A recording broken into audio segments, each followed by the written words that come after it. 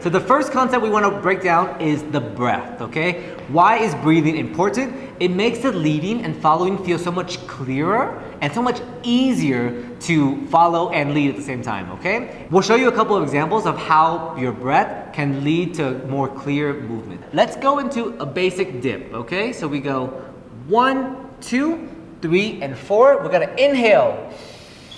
Inhale opens up, our chest opens up the movement. So we inhale, and then we exhale to come down. Nice. And when we exhale, we're coming down, is as if like you just exhaled all your problems away. We're literally moving with the movement, guys. And how does it feel as a follow if we're leading with the breath and leading without the breath? I can feel the pace of the movement a lot more, and I know, where I'm supposed to be, and it feels more natural. So let's do it without a breath, okay? Let's just do it, okay? So 1, 2, 3. It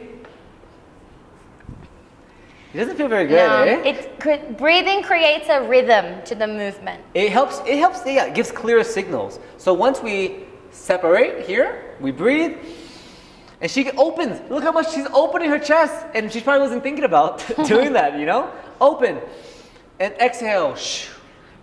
We can do this in other movements too. We can do it inside the body roll in cuddle position. So we breathe to go up and exhale to come back down, right? If I want to redirect the body roll, I can go up and then stop here and then come back the same way we came from by exhaling. And it just feels better, right? You lead everything with the breath and it makes the dance feel so much smoother. It's hard to explain by just saying, it is good, but you gotta trust us on this one, It just feels like 10 times better. That is Bachata concept number 1, the importance of your breath.